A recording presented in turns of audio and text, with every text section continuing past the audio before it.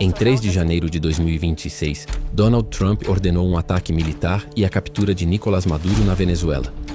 O governo americano alegou combate ao narcotráfico, com o objetivo de capturar Maduro, indiciado por conspiração nos Estados Unidos. A operação envolveu tropas de elite e ataques aéreos, resultando na retirada de Maduro e sua esposa para os Estados Unidos. No começo de março, o governo dos Estados Unidos disse que considera que organizações criminosas do Brasil representam ameaças, mas não confirmou que ambas possam ser designadas como terroristas. Poderia isso acontecer também no Brasil? Isso pode parecer improvável, mas é exatamente o que está sendo discutido agora. A possível classificação do PCC e do Comando Vermelho como organizações terroristas não é apenas uma mudança de nome. Ela pode abrir caminho para sanções, operações internacionais e até ações militares indiretas. Mas por que os Estados Unidos fariam isso e o que isso realmente mudaria na prática? O PCC, conhecido como o Primeiro Comando da Capital, e o Comando Vermelho são hoje duas das maiores organizações criminosas do Brasil, com atuação dentro e fora do país.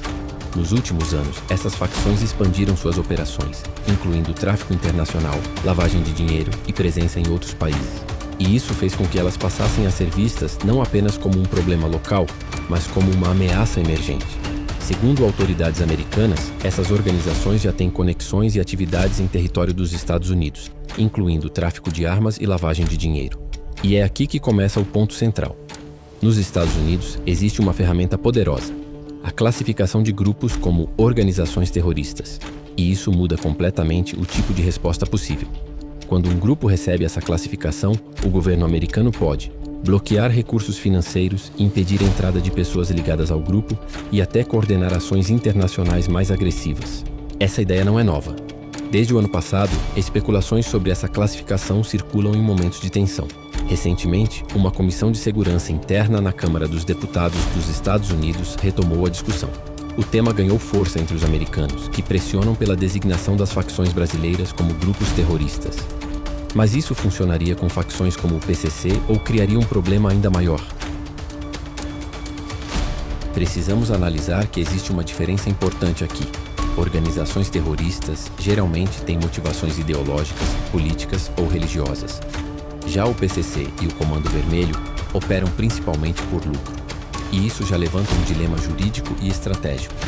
A legislação brasileira, por exemplo, define terrorismo como atos motivados por ideologia e não por interesses econômicos. Então, classificar essas facções como terroristas é uma solução ou uma distorção perigosa? Para os Estados Unidos, a lógica é outra. Classificar essas organizações como terroristas ampliaria o alcance das ações americanas, incluindo sanções internacionais e maior capacidade de atuação fora do país. E isso não seria inédito. Os Estados Unidos já adotaram essa estratégia com outros grupos ligados ao crime organizado na América Latina, como na Venezuela, transformando o combate ao tráfico em uma questão de segurança internacional. Mas até onde isso pode ir quando se trata do Brasil? Essa decisão não impacta apenas o crime organizado. As empresas do Brasil poderão sofrer ao menos 3 impactos, como dificuldades em transações financeiras e os riscos de serem alvo de operações militares por parte dos americanos e de processos nos Estados Unidos. A designação do PCC e do Comando Vermelho como organizações terroristas abre espaço para que os bancos que atendem clientes ligados a esses grupos sejam punidos. A situação é parecida à ocorrida no ano passado, quando o ministro Alexandre de Moraes, do Supremo Tribunal Federal, STF, foi alvo de uma sanção pela Lei Magnitsky, depois retirada. Após a punição, empresas americanas não podiam mais oferecer serviços a ele, como passagens aéreas e cartões de crédito, e bancos brasileiros corriam o risco de punição dele ao tê-lo como cliente. As instituições financeiras se tornam mais vulneráveis à possibilidade de serem penalizadas nos Estados Unidos por sanções internacionais. Cada instituição vai ter que avaliar seu risco de exposição ao mercado americano. Isso pode tornar processos mais caros, mais demorados e levar a maiores rejeições de contratos financeiros. Instituições estrangeiras que operam no Brasil também vão ter que tomar mais cuidado, investigar parceiros e verificar se estão adotando todos esses controles. Isso torna os processos negociais mais caros e pode ter impacto, aponta Jorge Lasmar, coordenador da pós-graduação em Estudos de Terrorismo e Crime Transnacional da PUC-MG. Como podemos perceber aqui, essa decisão pode afetar diretamente a relação entre Brasil e Estados Unidos. O governo brasileiro já demonstrou resistência à ideia, justamente por considerar que essas organizações não se encaixam na definição legal de terrorismo. Mas existe um risco ainda maior.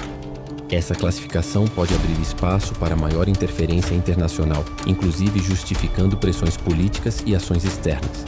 Agora eu te pergunto, até que ponto isso é cooperação internacional ou pode ser visto como interferência? Porque no fim, essa decisão não é apenas sobre crime. É sobre poder, influência e quem define o que é e o que não é uma ameaça global. Mas uma vez que essa linha é cruzada, é difícil voltar atrás. Na sua opinião, isso é uma estratégia necessária ou um precedente perigoso?